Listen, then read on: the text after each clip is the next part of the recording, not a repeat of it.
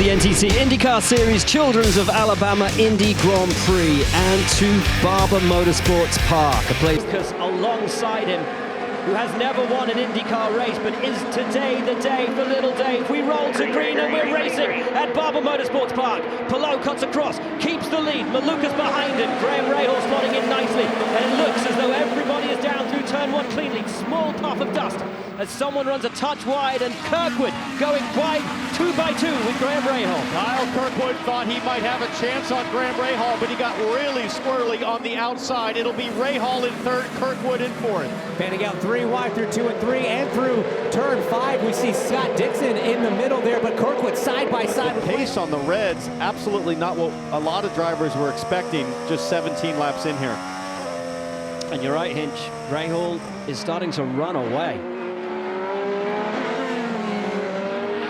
In comes Kirkwood. And this will be key. So, you think this may be the mistake? Oh, he does. He's just sliding a little bit wide. But Georgia is waiting for our championship leader. Kyle Kirkwood brings the 27 to the attention of his crew. He actually has an extra set of those Firestone red tires, but they don't know if it's going to be to their advantage. He's going to go from the reds to the blacks. Doesn't want any changes. This is the best he's felt around Barber Motorsports Park. He's down in the lead. And that is huge critically for Andretti. So many problems on pit lane. Just a few weeks ago in Arlington, that looks to be a smooth stop. Much more competitive, 7 seconds flat there on the 27 machine. They were 25th and last on pit lane last time out in Arlington. Kyle made the difference on the racetrack, still pulled off the win, but that was exactly what that team needed. Out ahead of Marcus Armstrong. So, you think this may be the mistake? Oh, he does. He's just sliding a little bit wide. But Georgia is waiting for our championship leader. Kyle Kirkwood brings the 27 to the attention of his crew. He actually has an extra set of those Firestone red tires, but they don't know if it's going to be to their advantage. He's going to go from the reds to the blacks. Doesn't want any changes. This is the best he's felt around Barber Motorsports Park. He's down in the lead. And that is huge critically for Andretti. So many problems on pit lane. Just a few weeks ago in Arlington, that looks to be a smooth stop. Much more competitive, 7 seconds flat there on the 27 machine. They were 20. Ferrucci pulls the pin now, 23 of 90 done. So it'll be full push for Romain Grosjean. He's got 164 seconds of push to pass. Expect him to get on the button right now and make the overcut work. There he is, the 39-year-old French-Swiss driver, native of Geneva. A long and storied career in IndyCar racing, but has yet to take a victory in the championship. Sat out last year as reserve driver at Prema. Back though with Dale Coyne Racing this year, the team where it all began for him in IndyCar. And he is really enjoying not just being back in IndyCar, but being back at Dale Coyne. It's Grosjean's joy emanating from it. And here he comes. Critical stop for the smaller team in the field here. Dale Coyne Racing, these guys routinely punch above their weight. In he comes. Punch above their weight on the racetrack. Sometimes issues in pit lane. Let's see, pressure on as the car's quick, the driver's quick. Grosjean's the outright lap record here, lap record holder here in qualifying. A little bit of a delay leaving, but pretty smooth stop, 8.3. You hear that? The cheerleading on the radio there, 8.3 seconds there for DCR. Not terrible. Not terrible. We're right on board with Santino Ferrucci. Will Grosjean exit ahead or behind? We keep looking behind. Will we see the Dale Coyne car? No, he's ahead. What an in-lap. But with traffic, Grosjean. but with traffic with Ericsson, but Grosjean did a brilliant job. Both sets of compounds, but crucially, it has to be a new set, a brand new set of the reds, the softs, the softer tires. So we ride on board the Odyssey battery machine. That's the backup machine after that monumental accident earlier this weekend. P2 and P3, Lundgaard and Power are on pit lane, which means that only Alex Palou, out of the entire field, the man who started from pole, the only driver yet to stop. As if there was any question. Made his tires last longer than anybody, but now he's in the danger zone. If you get a yellow now, but of course, it won't come. This man rides his luck and no one rides it better than Alex Palou. Onto pit lane and headed in the direction of Georgia Henneberry. Alex Palou wants the championship points lead back, and this stop is going to be so important to try to attain that. He's set the standard now for these hard tires, making them last longer than anyone else. Their strategy now goes from the Firestone soft tires, or the Firestone hard tires, to the Firestone soft tires. So this will be a shorter stint for him, but all these teams still learning what they do.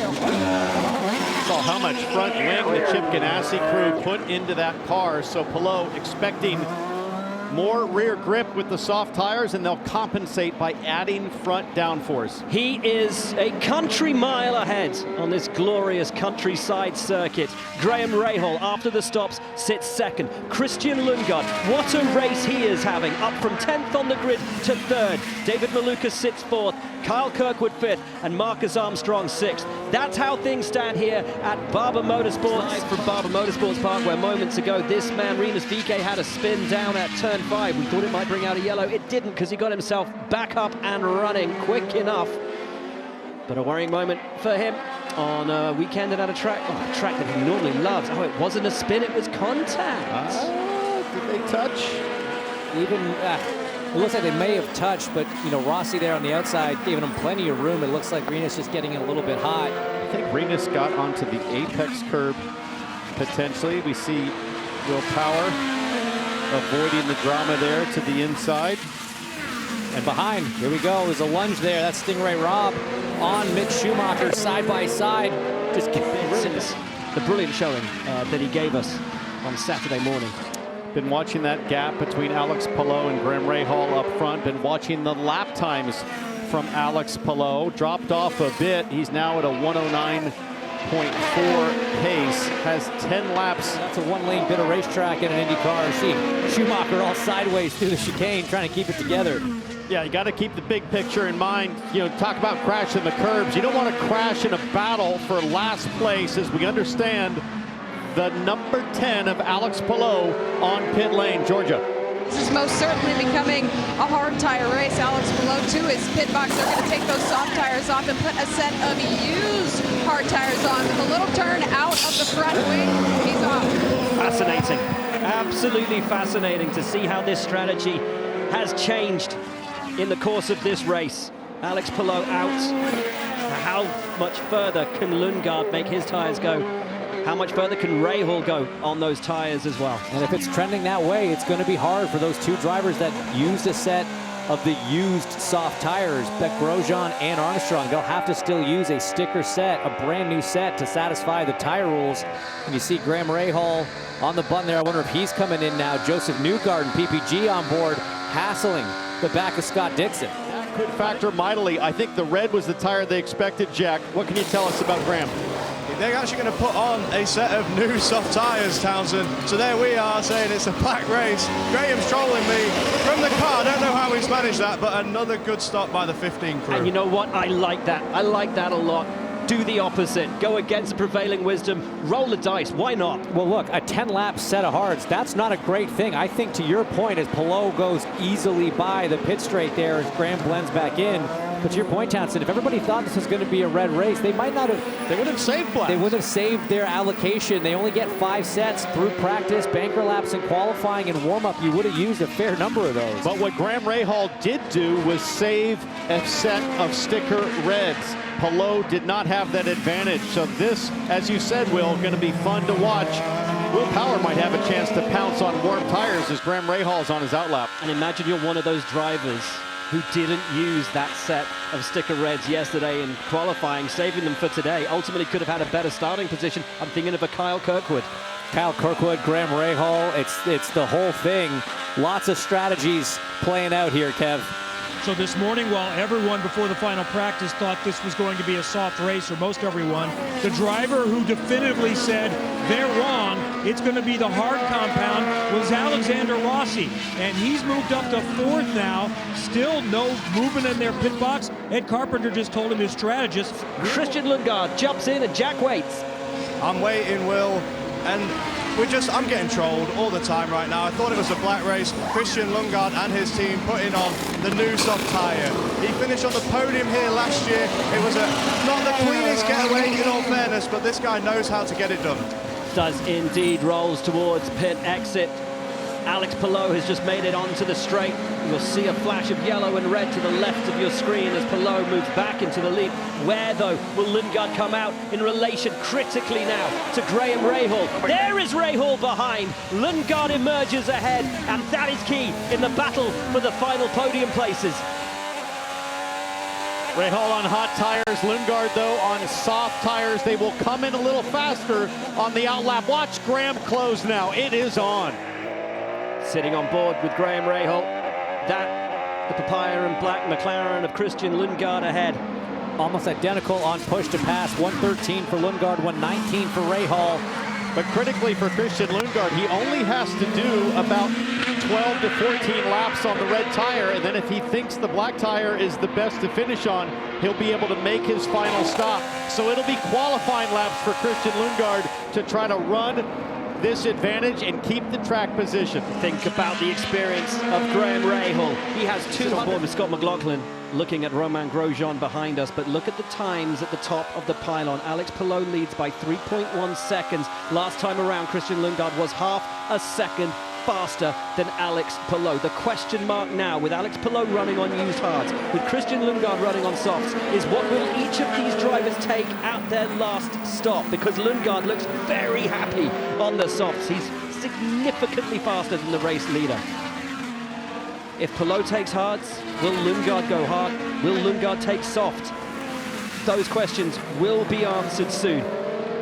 And then we will have a race to the flag, and they will be answered immediately because Alex Palou is on pit lane. Georgia, what tyres is he going to take? Alex Palou on pit lane, and this is total curveball from what we thought was going to happen at the beginning of the weekend. Alex Palou is going to go from a set of used hards to another set of lightly used hard tires. This is such a curveball moment from the team, but it's championship pedigree from the 10 team. They're going to fill it up, and he's down. Fascinating. And out alongside Mick Schumacher, no delay there. They go across the line together.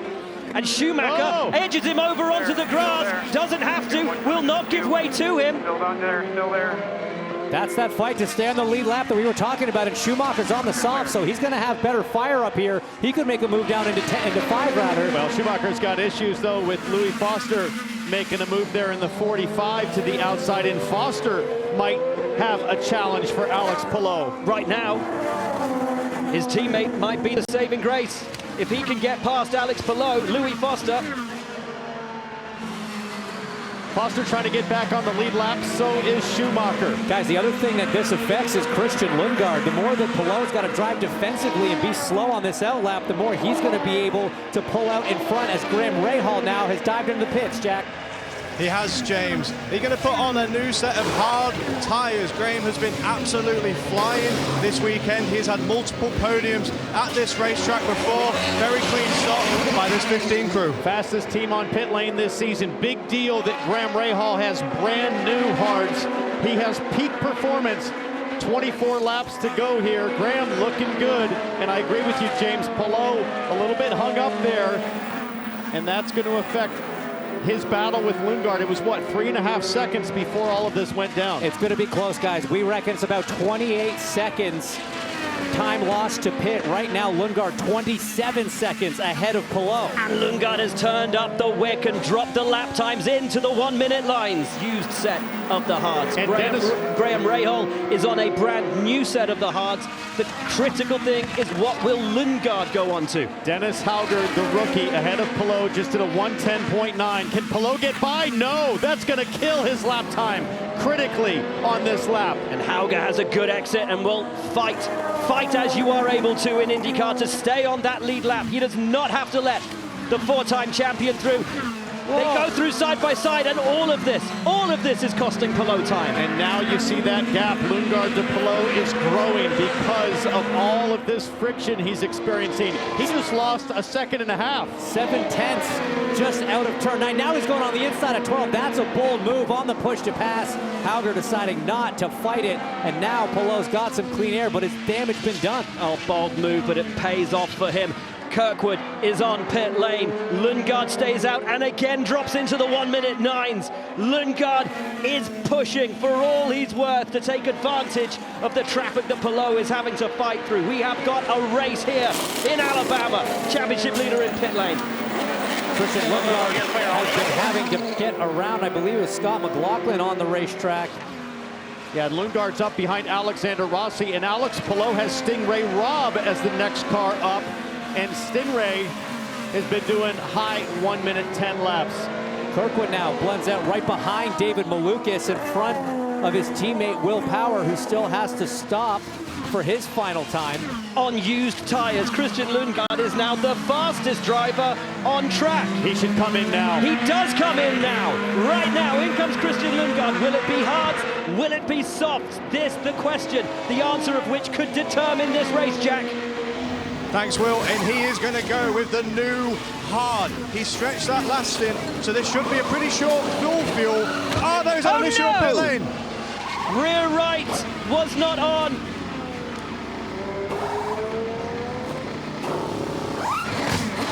Now it is, but that is as good. On your outside there. That is as good as race over for Christian Lundgaard. 17.8 seconds. And all that work undone in a moment. McLaren to swallow. He comes out ahead of Graham Rahal, but when you look at the gap between Rahal and Palou, you feel that he would have been out at least alongside the race leader. Graham got him on the hot tires with that massive delay coming out of turn 2 and 3. Graham was able to get on the power before they even got to turn 5, and Rahal now up to P2. Got 96 on his. You're coming for lap 70. 20 to go at the line. 20 to go at the line. Rahal up to second. Lundgaard to plug in and pull out. That's the differentiator on pit lane. And Armstrong in good shape with him going over the wall. Yeah, in good shape, and Armstrong on fresh tires, the soft tires. The leading driver on soft tires with 17 to go could well be on the move. The only driver, well, one of the only drivers, I should say, with the exception of Alex Palou in the 1:09s at the moment.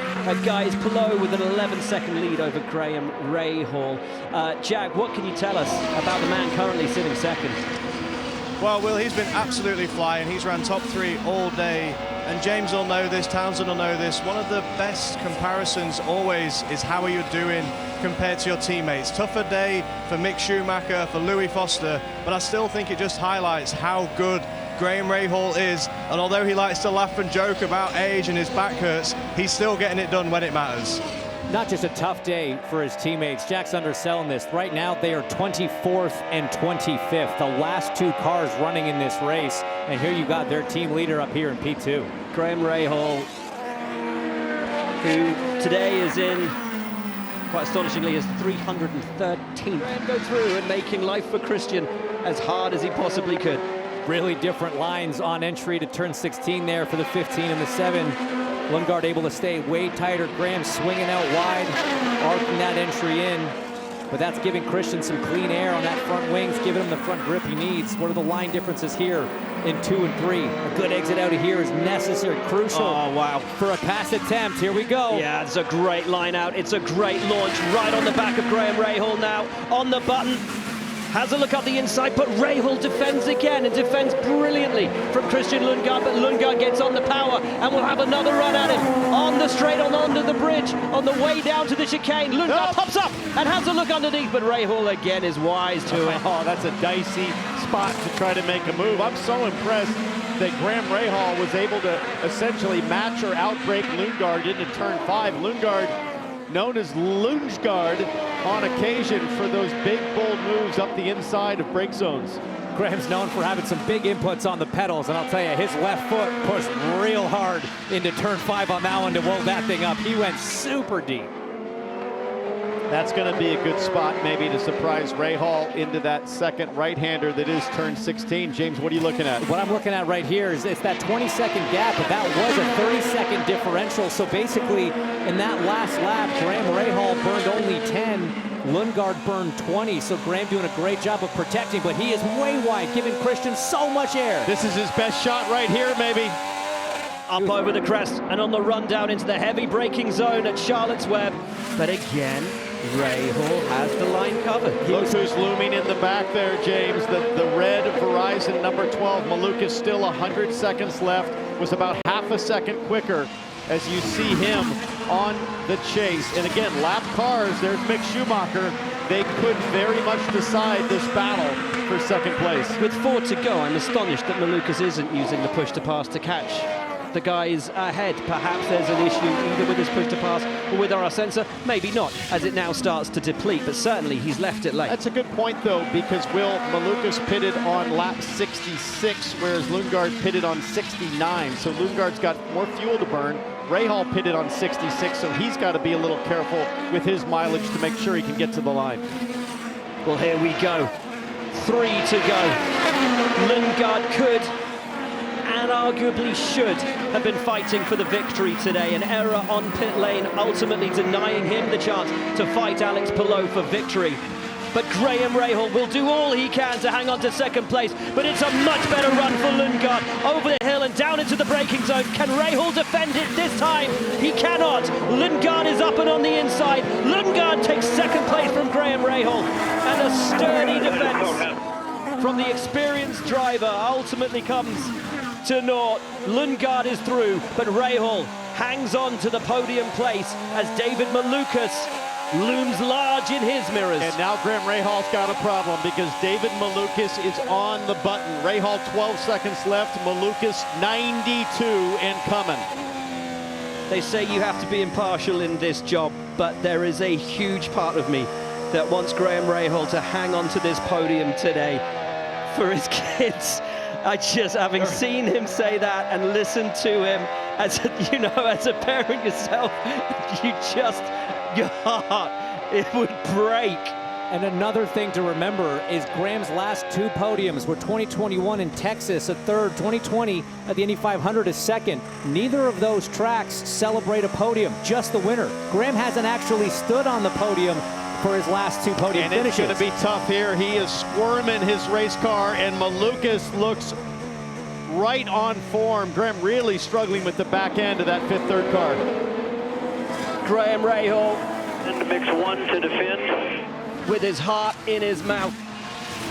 Well, he's got to save a little bit of juice for that last run into turn 5. He's just got to go defensive here without using push to pass. Malukas has so much to burn. I'm not sure he can even spend it all by the time we get to the checker. He can't. This is all going to be about car placement. Graham's been doing this a long time. 312 starts in his IndyCar career. David Malukas. Oh. Graham is trying everything over the hill there. Palou is on to his final lap in the lower half of your screen. Graham Rahal has just 2.3 miles to hang on to the podium. Malukas is hunting him down. Rahal will use all of his experience, all his know-how, make his car as wide as humanly possible, but with just 8 push-to-pass seconds remaining against 71 for David Malukas. Does he have enough? Can he hang on? Graham closes it down. Malukas can find no way through at 5. One major hurdle pass for Rahal. He's got 7 seconds left. 9, a lot of button. He's going to use it now down into turn 7 and 8. He may have just done enough, T-Bone. I think it's amazing what Graham Rahal's done in turn 2 and turn 5, running the outside line and hanging on with a gap. I have no shame in saying I'm rooting for Graham Rahal to hang on to this one today. In the top part of your screen, though, Alex Palou. 3/4 of his victories in IndyCar have come on road courses. He is a master of this type of circuit. He wins again today. It's win 21 for Alex Palou. And look at the top of your screen. Graham Rahal is hanging on. Christian Lundgaard will come home second. And Graham Rahal will return Good job. to the podium. P3, well done, dude. Way to hang in there. Wonderful. What a drive, though, from Alex Palou. This team so happy, and, you know, people are going to look back at that last pit stop, at the pace that Lundgaard had and the build-up to that, and think, oh, Palou's so lucky. But no, that's not luck. Luck is when preparation meets opportunity, not to get into the quoting of Roman philosophers here, but this team did a great job. The McLaren team lost this race. They hurt themselves. And that's the key here. And it's so unfortunate, but to beat this guy, every single aspect of your day and of your race has to be perfect. They're beating themselves. They have the pace sometimes to beat Alex Palou and the 10 crew. And again, it's not just they had the pace today. They had the pace today. You've got to stop getting in your own way. This team just executes on every possible level, and today was a textbook version of that.